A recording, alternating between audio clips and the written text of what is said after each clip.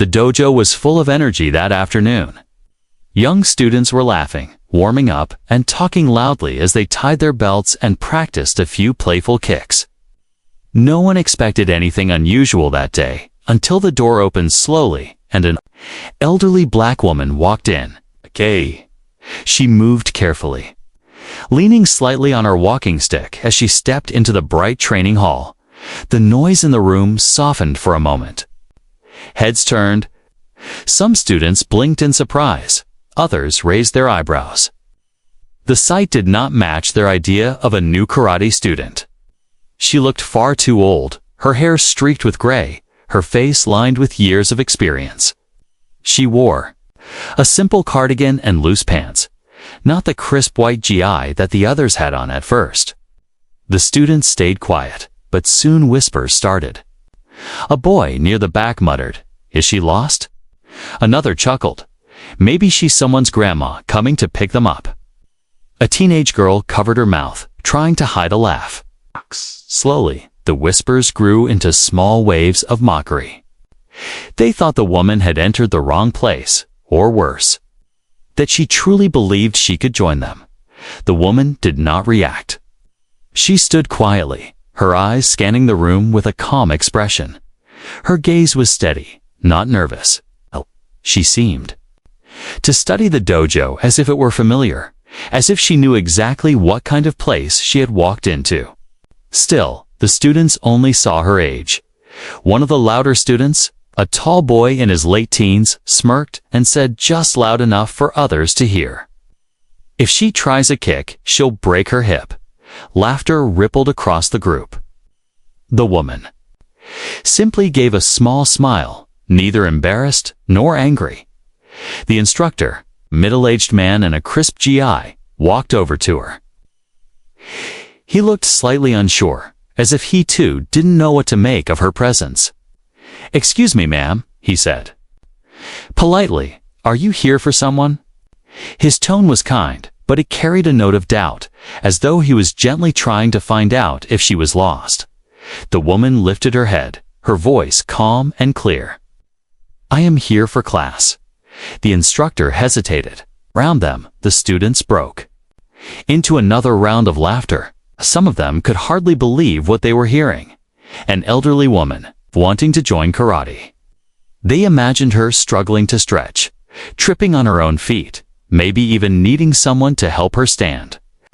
The idea seemed ridiculous to them. "Class," a young boy repeated, giggling.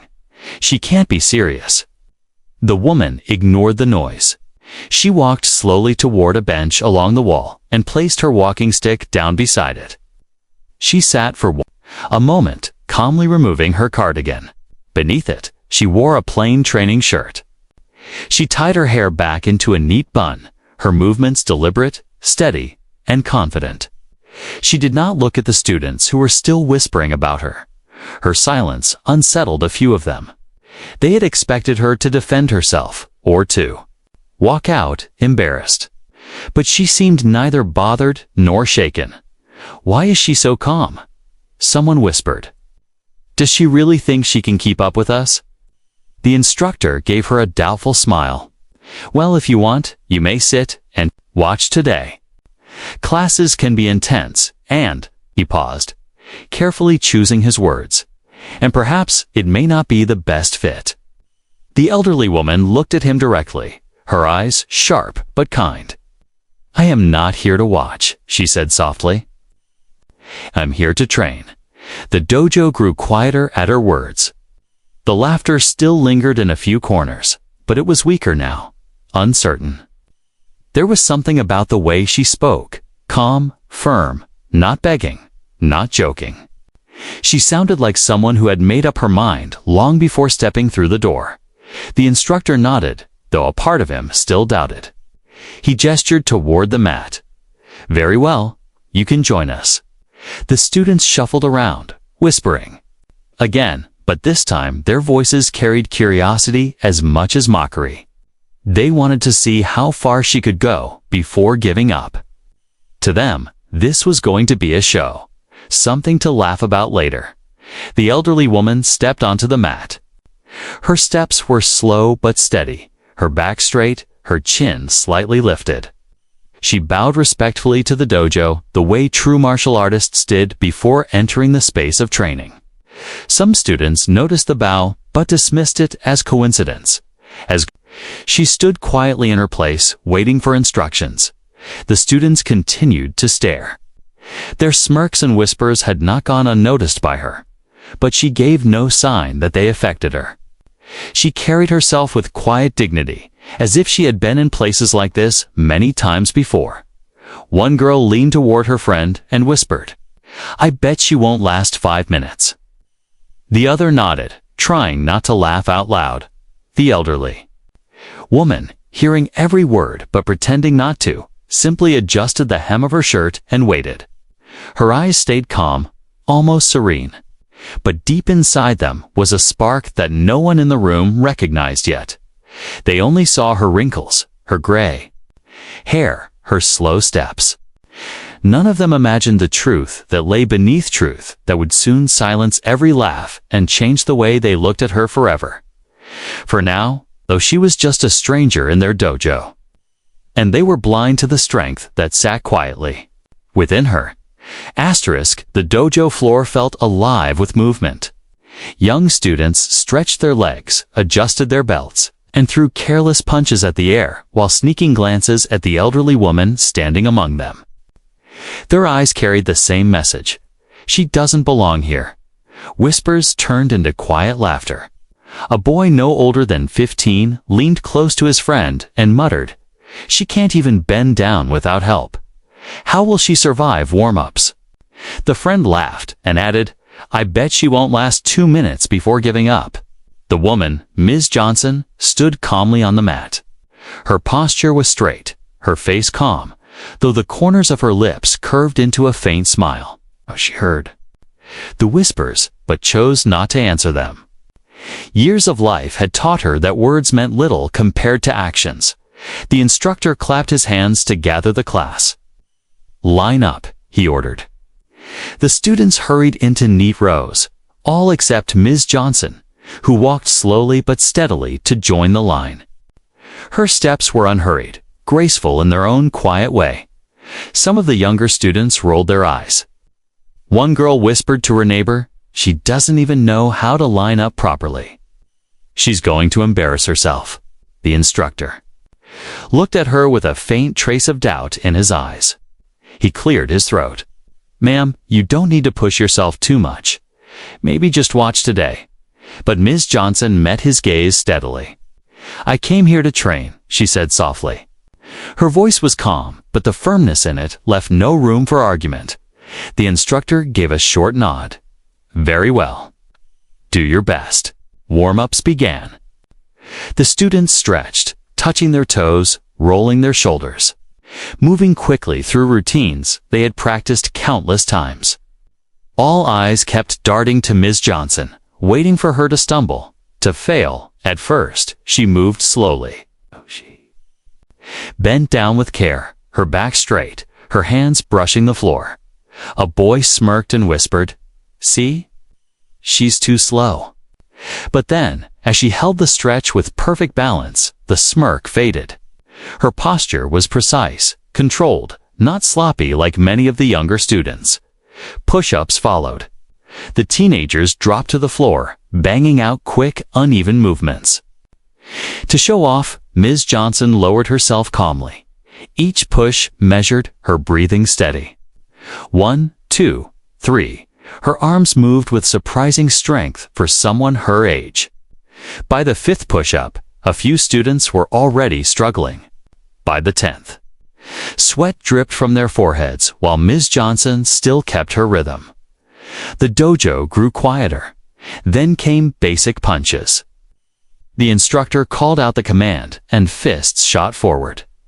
Some students punched wildly, more noise than technique.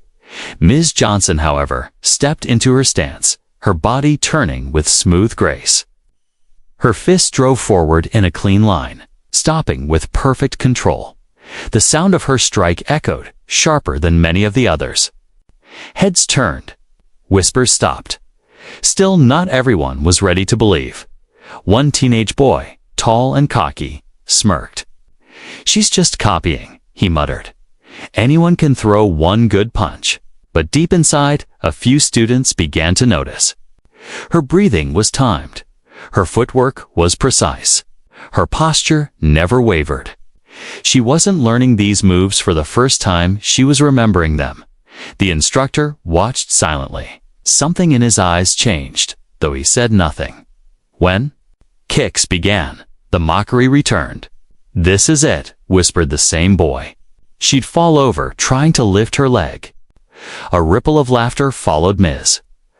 Johnson raised her leg high, her balance unshaken, her kicks snapping through the air with quiet force. She landed lightly, without so much as a wobble. The laughter died instantly. For the first time, the students stared at her without grins. They still whispered, but their words were different now. "How did she do that? She's not even shaking. She kicked higher than me." But pride made some of them cling to doubt. She'd probably practiced once before coming here. That's all. She won't keep it up. Ms. Johnson returned to her stance, her face calm, her eyes focused. Inside, she was steady as a mountain. She had heard such doubts many times in her life, and she knew the pattern well. First laughter, then disbelief, and soon, silence. The instructor clapped again. "Pair up for drills." Students scrambled to find partners. One unfortunate teenager found himself paired with Ms. Johnson. He smirked, whispering to a friend, "This will be easy. Watch me make her trip." As the drill began, he moved too quickly, too carelessly. Ms. Johnson stepped aside with simple precision, her hand rising to block. Her movements flowed like water, smooth, practiced. The boy stumbled, nearly tripping over his own feet. Laughter erupted again, but this time, not at her. The boy's cheeks burned red. "I wasn't ready," he muttered. His pride stung, but Ms. Johnson only gave a small nod, as if telling him to try again. By the end of the drill, his breathing was heavy, his strikes messy. She, however, remained calm, her movements sharp and efficient. The dojo was no longer laughing. The underestimation had begun to crack. The dojo floor grew quieter after warm-ups. The laughter had slowed. The mocking whispers had grown softer. But doubt still hung heavy in the air. Most of the younger students couldn't bring themselves to admit what their eyes had seen. An elderly woman, moving with the balance of someone half her age, keeping up with stretches, punches, and kicks. The instructor clapped his hands again. Enough warm-up. Now we move into drills. His voice carried authority, but even he kept glancing at the woman. Something about her movements had unsettled him, though he hid it well. The students lined up, their bare feet tapped against the mat, their bodies bouncing with nervous energy. This was the part of class where things usually became more demanding, where skill was tested against partners. The instructor looked over the group. His eyes landed on Ms. Johnson, who stood calmly in line, her face unreadable. Her hands folded neatly in front of her. "Ma'am," he said cautiously, "perhaps you should watch this part. It can be intense." Her lips curved into the faintest smile. "I can manage." The words were soft, but they carried weight. She stepped forward without waiting for permission. Her confidence, quiet yet unshakable, seemed out of place in a room where everyone else doubted her. The instructor hesitated, then nodded. "Very well. Partner drills.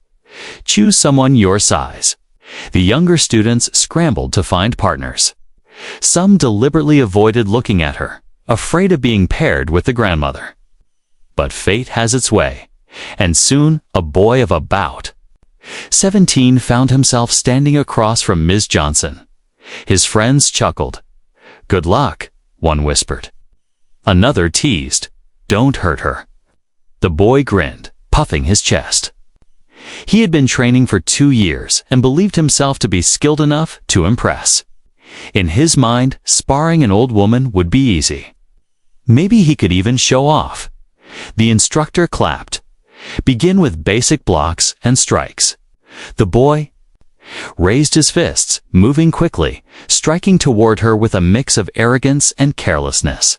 He expected her to flinch, maybe step back in fear.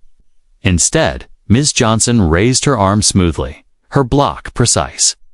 His strike met her forearm with a sharp thud, and for a moment his wrist stung from the impact. He blinked. She had blocked him. Effortlessly.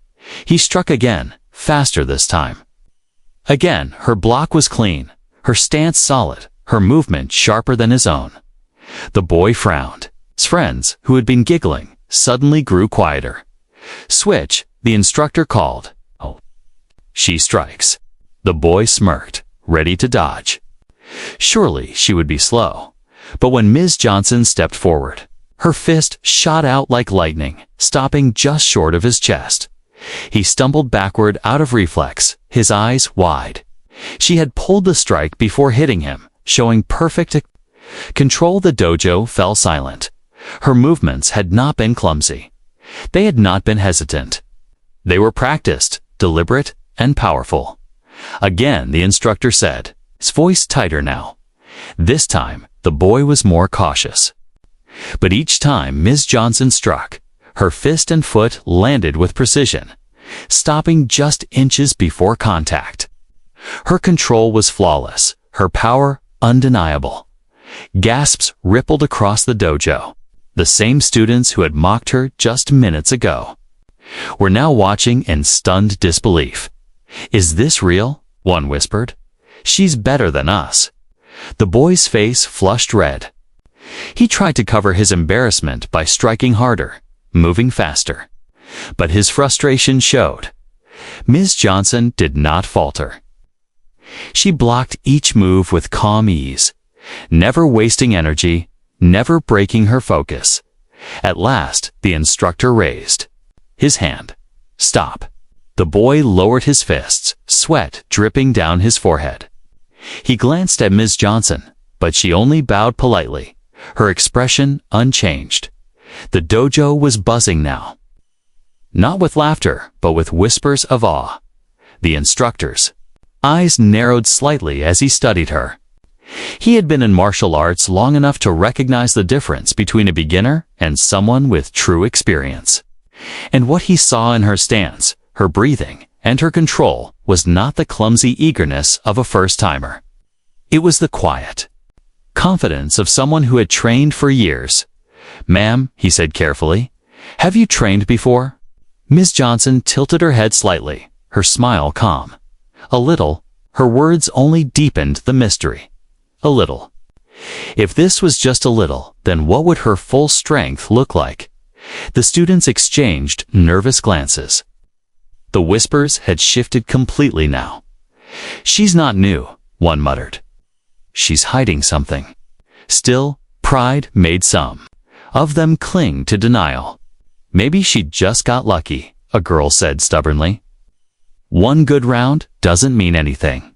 But deep inside, they all felt the unease that comes when assumptions begin to crumble. The instructor clapped his hands once more. "Enough drills. Line up." The students hurried back into place. Ms. Johnson joined them, her movements steady and graceful. The boy she had sparred with sat down, his face red, his pride wounded. He stared at the floor, refusing to look at her. The dojo was no longer filled with mocking laughter. Now, it held a strange tension, a mixture of confusion, curiosity, and respect that no one wanted to admit out loud. And Ms. Johnson, she simply stood there, calm as ever, as if this was only the beginning, because it was. The atmosphere in the dojo had changed. The laughter that once bounced off the walls was gone. In its place was a quiet tension, like the air before a storm. The students shifted uneasily in their lines, stealing glances at Ms. Johnson as she stood calmly among them. She had moved through warm-ups with ease. She had sparred against a teenager and held her ground, her strikes controlled, her blocks unshakable. It was becoming harder and harder to pretend she was just lucky. Something about her movements felt too practiced, too sharp. The instructor cleared his throat, his voice cutting through the silence. Now we go back to basics. These are the foundation of karate. If you want to be skilled, you must perfect the simple things first. The students nodded, though many were still sneaking looks at Ms. Johnson. Horse stance. The instructor commanded. Everyone dropped low, their legs wide, their knees bent. Some groaned quietly, their thighs already burning. One boy adjusted, his feet twice, trying to balance. But when eyes slid toward Ms. Johnson, they froze. She lowered herself into the stance with ease. Her back straight, her posture rooted. Her knees did not shake, her balance did not falter. She looked as solid as a statue, every inch of her stance correct. The instructor walked slowly down the line, checking forms.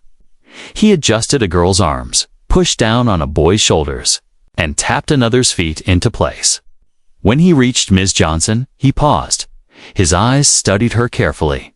Not one detail was wrong. Her stance was textbooks, strong, precise, unshaken. Good, he said quietly, before moving on. The students blinked. Not once had the instructor said good so simply, without correction. Punches, he called. Fists shot forward. Some snapped too high, some too low, some sloppy with wasted movement.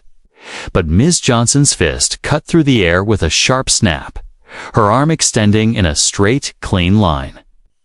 She pulled it back quickly, ready for the next strike. Each punch was controlled. Every movement tight and efficient. The sound of her strikes echoed louder than many of the others, drawing quick looks from students nearby.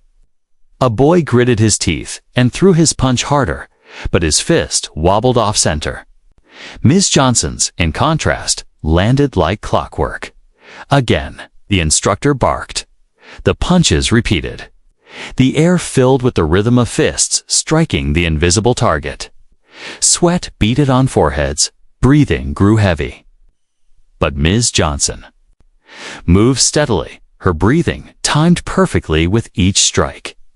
Her face showed no strain. For a woman her age, this should have been impossible. Yet she moved with the discipline of someone who had lived these drills for decades. The instructor's eyes narrowed. He was beginning to realize what the students were only just noticing. This woman wasn't learning, she was remembering. Front kicks. He called next. The students lifted their legs and snapped forward. Some wobbled, some lost balance. But when Ms. Johnson raised her leg, her kick cut through the air, straight and fast. Her balance was perfect, her landing smooth. Gasps escaped a few mouths. Before they could be hidden, one girl whispered, "That was cleaner than mine." Another muttered, "She's not supposed to be able to do that." The instructor pretended not to notice the whispers, though a faint smile tugged at the corner of his mouth. The drills continued. Blocks, strikes, simple combinations. With each command, Ms. Johnson moved in rhythm, her technique flawless. Where the younger students wasted energy or lost focus, she remained steady, efficient, calm. Her years of hidden training showed in every gesture, every step. Soon, the dojo no longer buzzed with doubt. It buzzed with awe. One boy, who had laughed the loudest earlier, now bit his lip, trying to copy her movements without looking obvious. A girl who had whispered insults earlier found herself staring, unable to look away from the sharpness of Ms. Johnson's strikes. Even the cocky teenager she had sparred with sat in silence, watching her with a new respect he didn't yet want to admit. And Ms. Johnson, she showed no pride, no smugness. She did not gloat or even look at those who had insulted her. She simply moved through the drills with calm dignity, as if this was all ordinary, as if she belonged here. The instructor finally called, "Enough." The students straightened, their breathing heavy. Sweat dripped down their foreheads. A few bent over, catching their breath. But Ms. Johnson stood tall, her breathing steady, her eyes calm. She looked less tired than some of the youngest students. The dojo fell into silence once more. No one dared to laugh now. No one dared to whisper, because by showing mastery of the basics, by standing steady. Where others faltered, she had spoken louder than any words could. The underestimation was no longer just cracking. It was collapsing. The instructor studied her for a long moment. His eyes narrowed slightly, his voice low but thoughtful. "Interesting," he said, almost to himself. The students glanced at him, then at her. They could feel it now, the sense that something was different. Something bigger than they understood. The elderly woman who had walked into their dojo, the one they had mocked, had just shown them that basics, when done with true mastery, are anything but basic, and though none of them yet knew the full truth. A quiet realization was spreading. Ms. Johnson was no beginner. She was something else entirely, and soon they would all find out. The dojo was quiet now, more quiet than it had ever been. The students no longer laughed or whispered when they looked at Ms. Johnson. Instead, they shifted uneasily, avoiding her eyes, unsure what to think. A woman they had mocked, a woman they had dismissed as too old, had shown them she could hold stances longer, punch cleaner, and kick sharper than many of them. Their pride hurt, but their curiosity burned even more. The instructor clapped his hands, breaking the silence. His voice carried weight this time, heavier than before. "We will finish today's class with sparring." The word hung in the air like a spark. Sparring meant more than drills. Sparring revealed who had skill and who only pretended. The students straightened. Some adjusted their GIs nervously, others bounced on their toes, eager to show off. But almost every pair of eyes turned toward Ms. Johnson. The question was written across their faces. What will she do now? The instructor's gaze followed theirs. He studied her carefully, his lips pressed into a thin line. "Ma'am," he said, his tone respectful but cautious, "perhaps you would prefer to sit this out. Sparring can be, I will spar." Ms. Johnson interrupted softly. The calm certainty in her voice silenced even the boldest students. She didn't raise her voice. She didn't need to. The instructor hesitated, then nodded. Very well. Pairs began to form. Two boys squared off, bowing quickly before circling each other. A pair of girls faced off with sharp determination.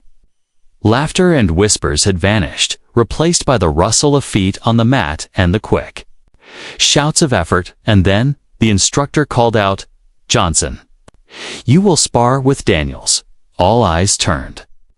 Daniels, the cocky 17-year-old who had mocked her the loudest, the same one she had blocked and humbled during drills.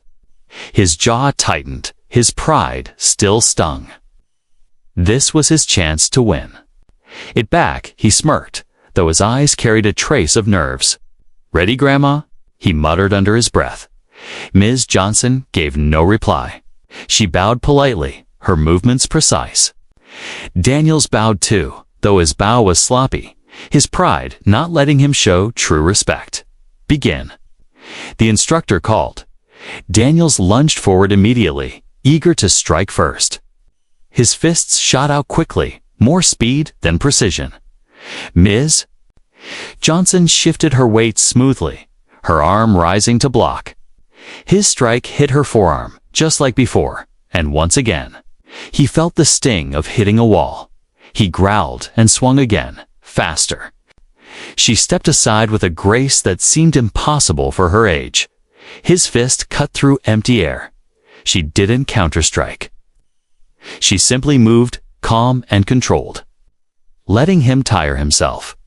The dojo was silent, except for the sound of his breathing, already growing heavier. "Come on, Daniels," one of his friends whispered desperately. But even they sounded unsure. Daniels attacked again, this time with a kick. His leg swung high, reckless. Ms. Johnson's body twisted smoothly. Her hand tapped his leg midair, redirecting it with effortless precision.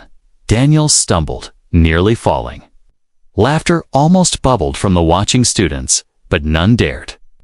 Their shock was too great. Ms. Johnson's face never changed.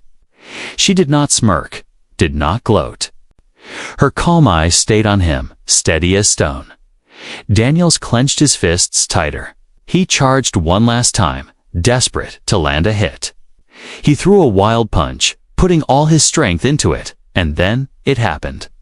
Ms. Johnson stepped forward, her body moving with speed and precision none of them had ever seen. Her hand rose, her block sharp and decisive. At the same time, her other fist shot forward, not to hit, but to stop just inches from Daniels's chest. The air seemed to crackle. Her strike had been fast, powerful, and perfectly controlled. Had she chosen to land it, the boy would have been on the ground, gasping for breath. Daniels froze.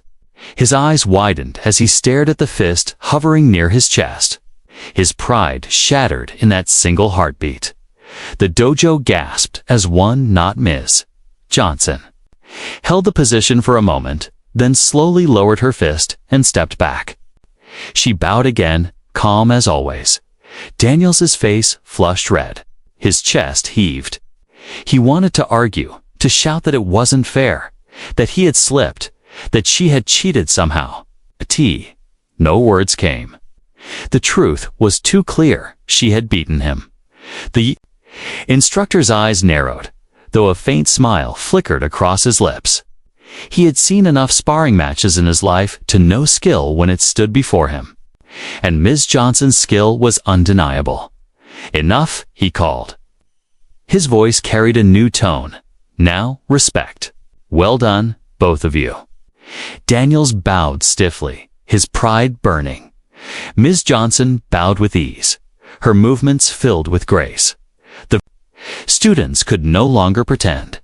They had mocked her, underestimated her, called her weak. But she had just proven in front of them all that she was stronger, faster, and more skilled than many of them combined. The dojo was silent as she returned to her place in line. Eyes followed her, wide with awe, with disbelief, with respect that had been forced into existence, and through it all, Ms. Johnson remained calm. She had not shouted, had not shown anger, had not even raised her voice.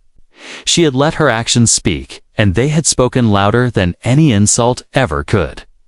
Deep inside, some of the students began to feel shame. The memory of their laughter. Their cruel words now sat like stones in their stomachs. They had judged her by her age, by her appearance. And they had been wrong. Completely wrong. The truth was slowly dawning on them. This woman was not simply skilled. She was something more. She carried herself with the presence of a master. The quiet strength of someone who had spent years perfecting her art. They just didn't know how much more there was to discover. Not yet. Asterisk. The dojo was still buzzing with shock after sparring. Students whispered in low voices, their eyes darting toward Ms. Johnson again and again. A few minutes ago, she had been the subject of jokes. Now, no one dared to laugh. Daniels, the cocky teenager, sat at the back, staring at the floor with red cheeks.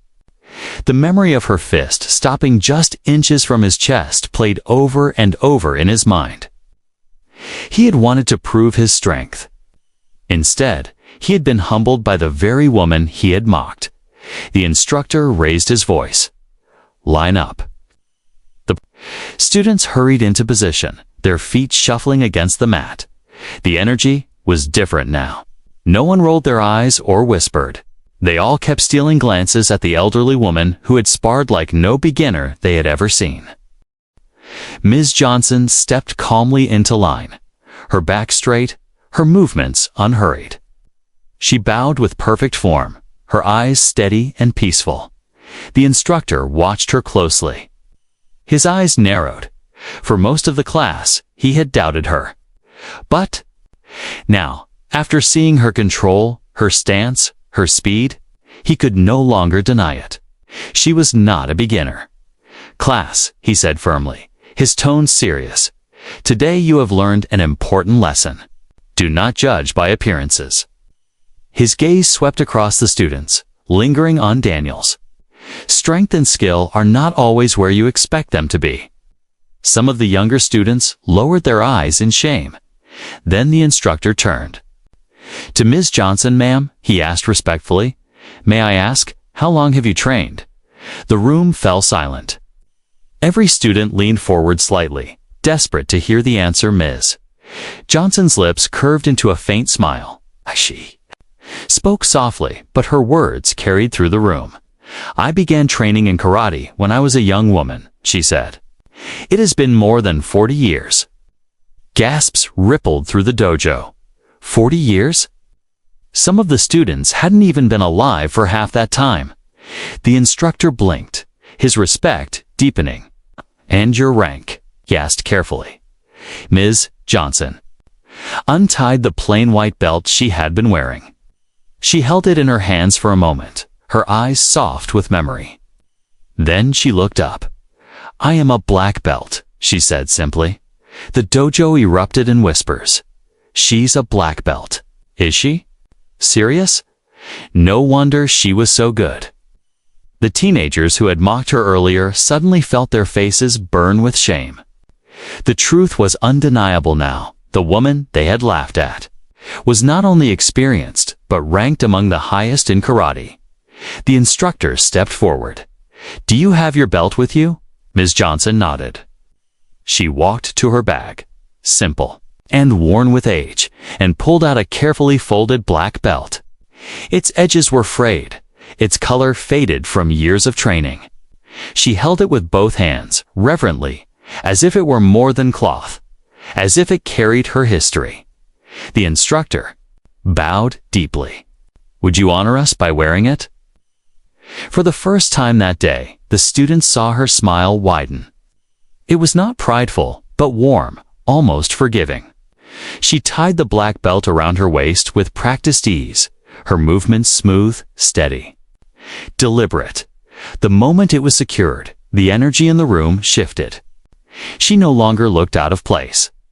She no longer looked like someone trying to fit in.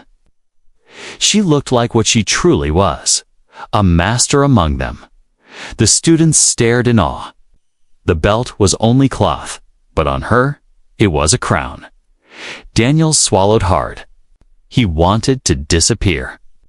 The words he had thrown at her earlier, "She break a hip before she learns a kick," echoed in his head like cruel ghosts. Now, looking at her with her black belt tied around her waist, he felt smaller than ever. The instructor addressed the class again. "This woman you laughed at, this woman you doubted, she has more experience than most of you will earn in a lifetime. Today, you saw her skill. Now you know her truth. Let this be a lesson.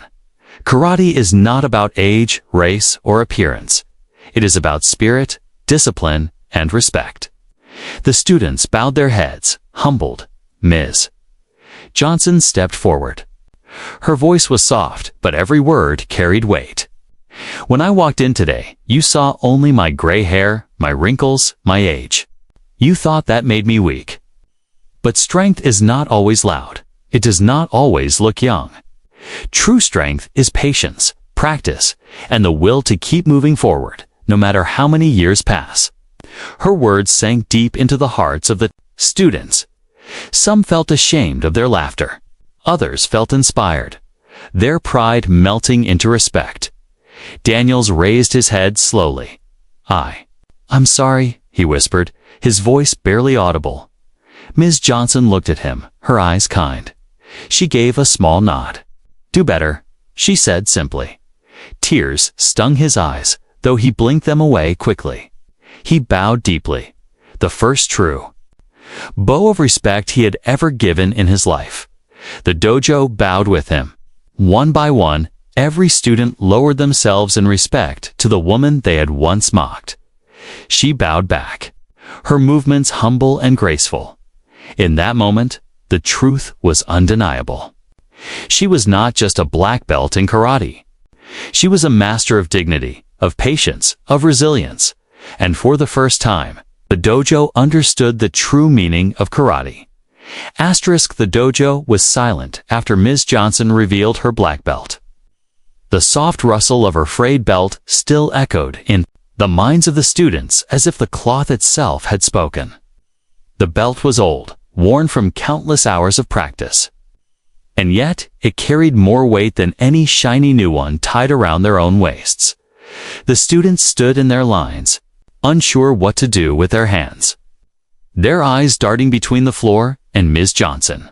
Even Daniels, who had mocked her the loudest, now stared at her with wide, guilty eyes. His earlier arrogance had completely vanished. Ms. Johnson let the silence linger. She had learned long ago that silence could teach more than words. But now, she chose to speak. "You laughed when I walked in today," she said softly. Her voice was calm, not angry, not sharp, but steady, like water flowing over stone. "You thought my age meant weakness. You thought my skin, my gray hair, my wrinkles meant I could not belong here." Several students lowered their heads. Shame burned in their cheeks. "But look at yourselves," she continued, her voice gaining quiet strength. "Many of you move quickly, but your stances are sloppy. You are young and strong, but your strikes waste energy. You focus on speed, on showing off, on who can kick the highest. That is not karate." The instructor stood silently nearby, listening with respect. He did not interrupt. "Karate," Ms. Johnson said, "is not about how young you are. It is not about how fast you can move or how loud you can shout. It is about discipline, about respect, about patience. These are lessons you cannot see on the surface. They live inside." The students shifted uncomfortably.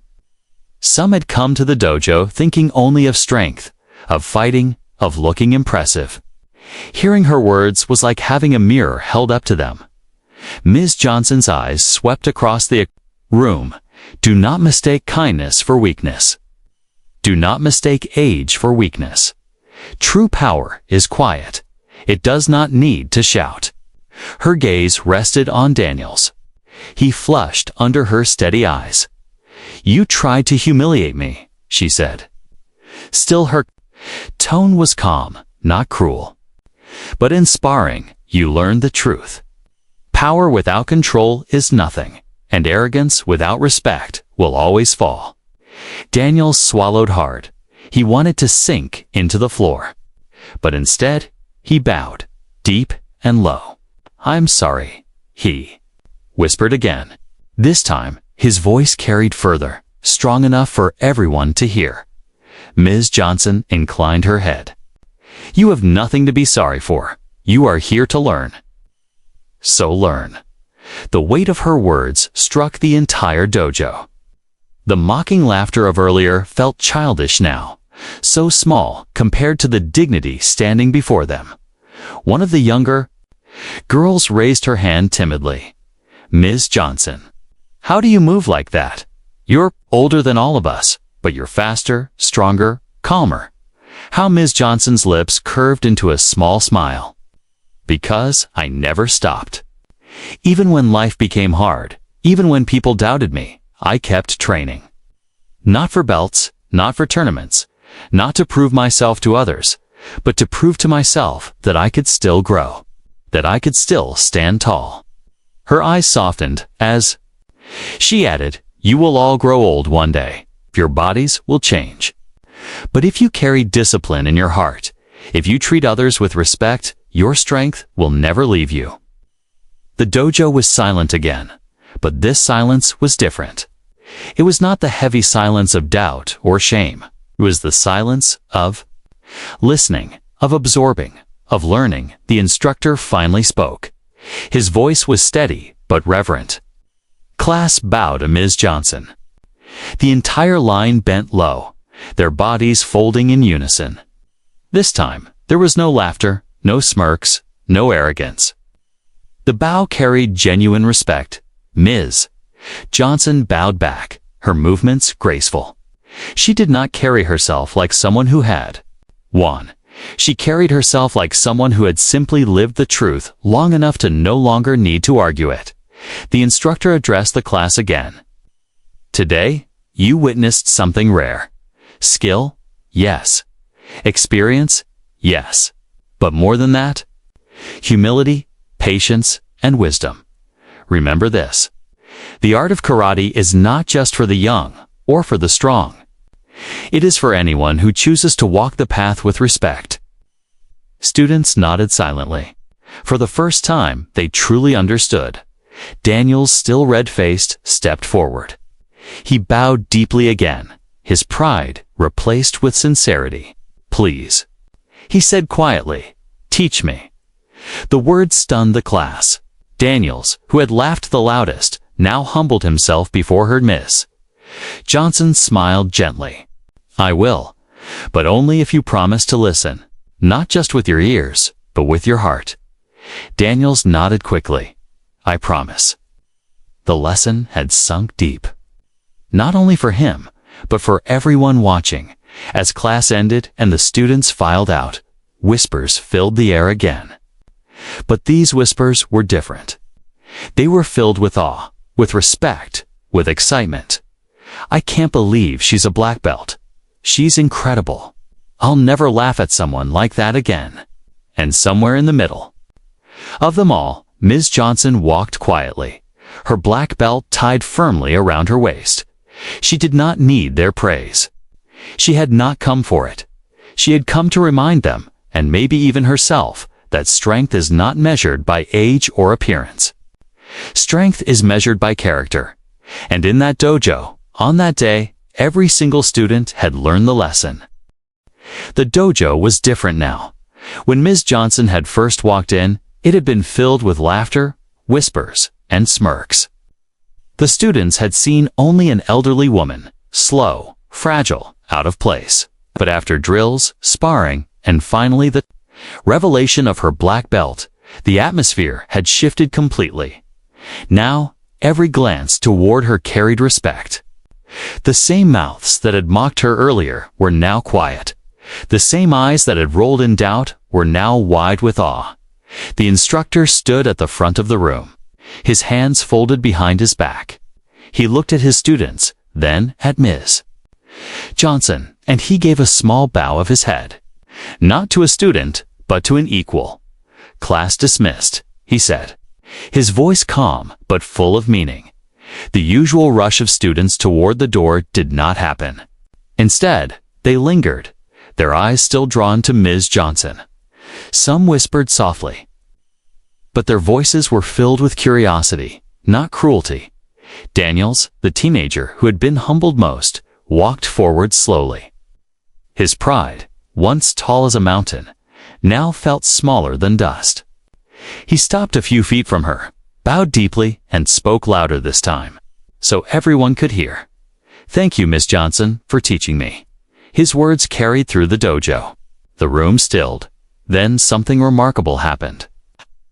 One by one, the other students followed. A girl bowed. Thank you, ma'am. Another boy bowed. I'm sorry for laughing. A younger child piped up, You're amazing. Soon the entire class stood in a line, bowing deeply to her Ms. Johnson bowed back with quiet grace, her face calm, her eyes kind. She did not gloat, did not remind them of their insults, did not bask in victory.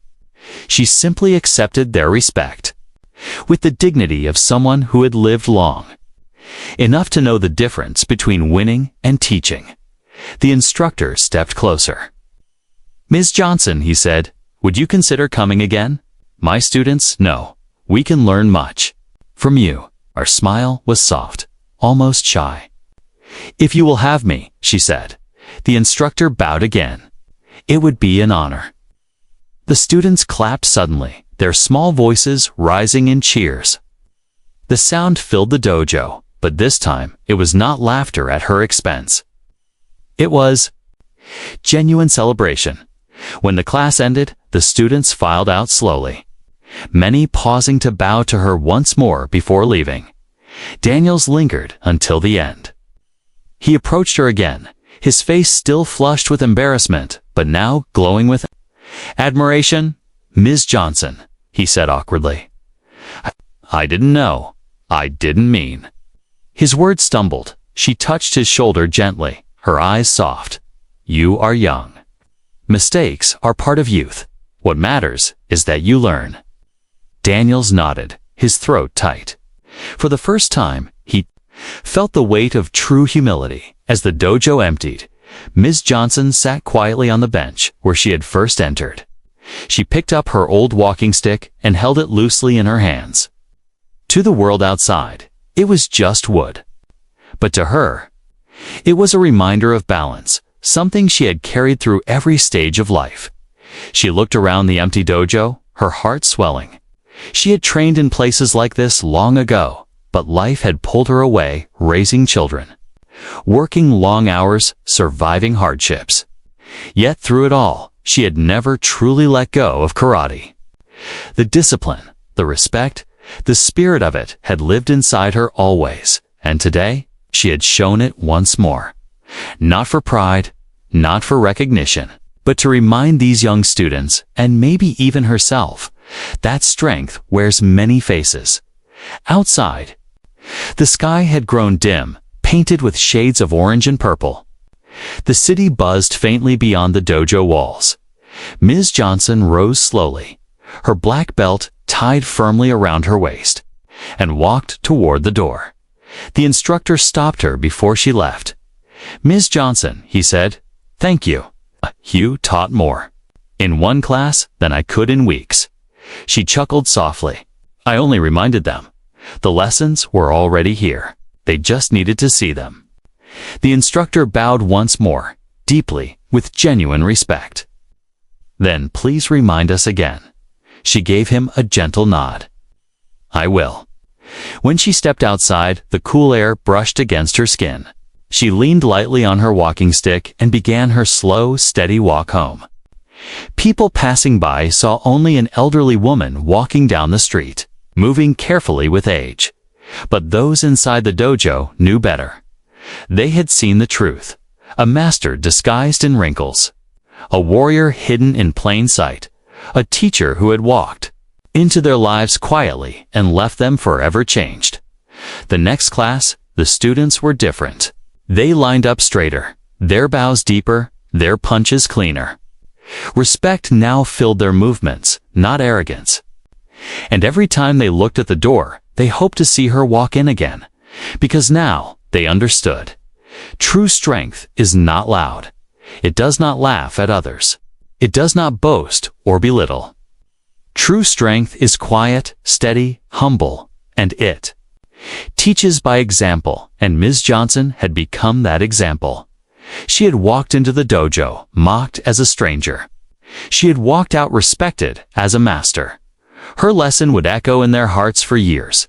Never underestimate anyone. Respect all. Because greatness may be standing right in front of you, hidden behind a face you once dismissed.